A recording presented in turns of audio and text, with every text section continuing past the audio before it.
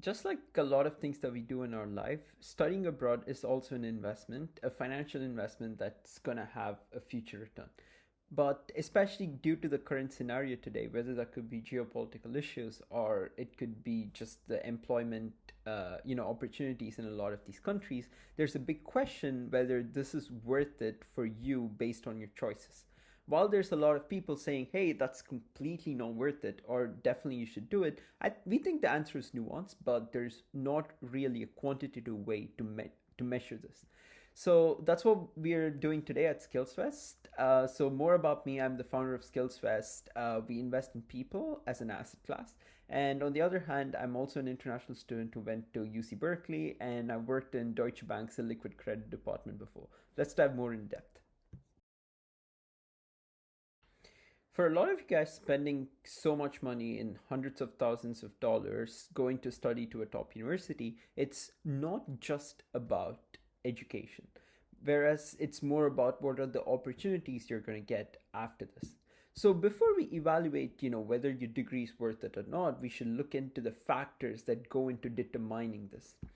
So, number one, I think the most important thing you should be talking about is the cost. So, how much does it cost for you to finish your degree? So, this includes all the costs that you're paying for your school, for your tuition. What are the costs that you need to live a life in this country? And what are the costs that you're probably going to need until you find a job?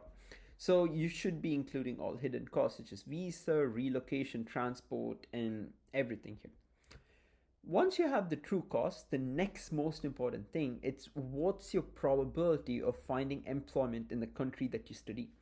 Especially most international students, coming from countries where there's a huge earnings parity and the difference, that's one of the biggest factors that determines your ROI.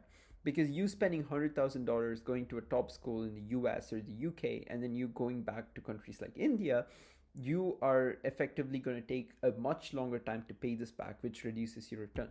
So you should be looking at what's the true employment rate for your program. So how do you look into this? So schools report employment rates on most programs, so that's a good start. But two things I would really focus on is firstly, what's the reporting rate? If the reporting rate is less, let's say 80%, and they say that 80% of graduates get a job, I would be conservative and consider that the true employment rate is somewhere around 70% because 20% have not reported it.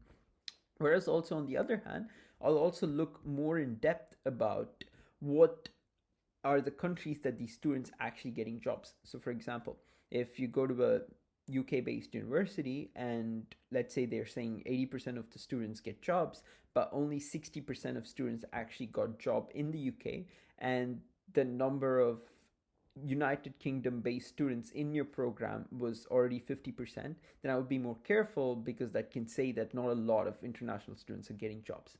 So once you have a clear overview about like what exactly would be the percentage of people who are getting jobs based with this program, the next most important thing I would say is compare your profile with the median profile. So let's say that I'm a person who's going to a entry masters, so something that you do right after your bachelor's, and I have 3 years of work experience compared to my peers who only have a year of work experience. I would increase my odds a little bit. Whereas if I go to an MBA where everyone has 6 years of work experience and I go with a couple of years of experience, I would reduce it. So a few things like your undergrad university, where you have worked before, the prestige of these roles, the networks you have also plays a huge role. So I would tweak the employment rate by plus 5 to 10% based on the plus or minus based on the strength of your profile. So now that you have all these numbers, what do you do with it?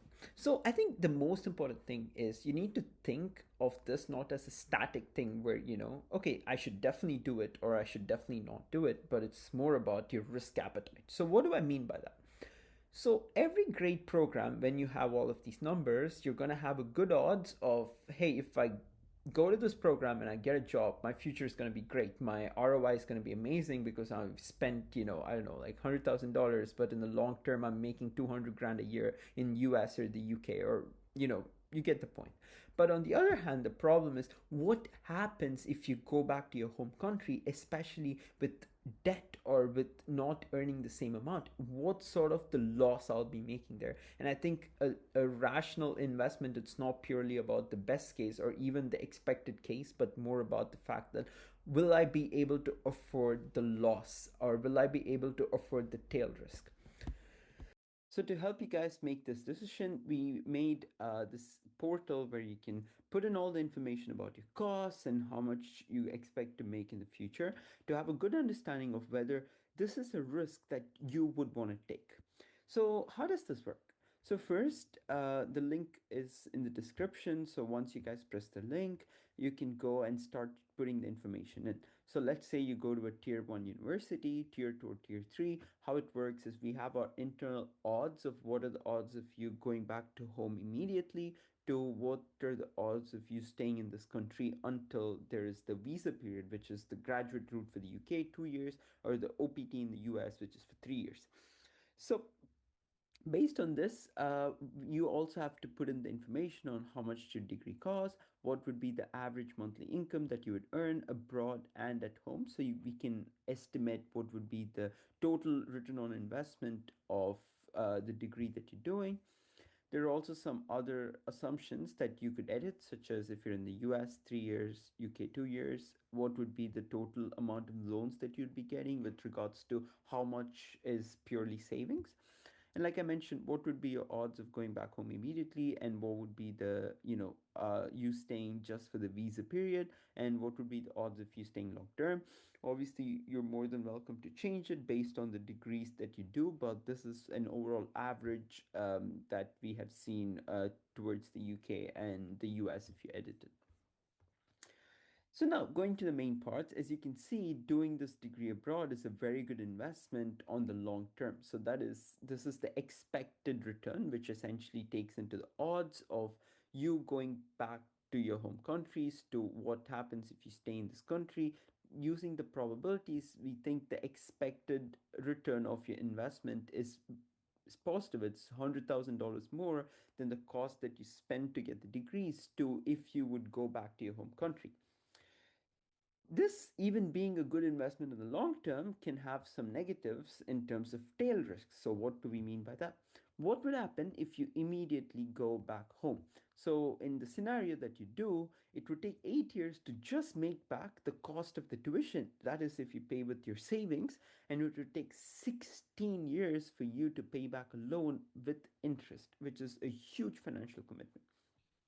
Whereas, let's say you manage to stay in the UK or the US for the 2 to 3 years, now the odds are better. That is, you'll be able to stay, you'll be able to pay back your loan in 5 years if it's purely in savings, or around 7 years if you would take a loan with the bank.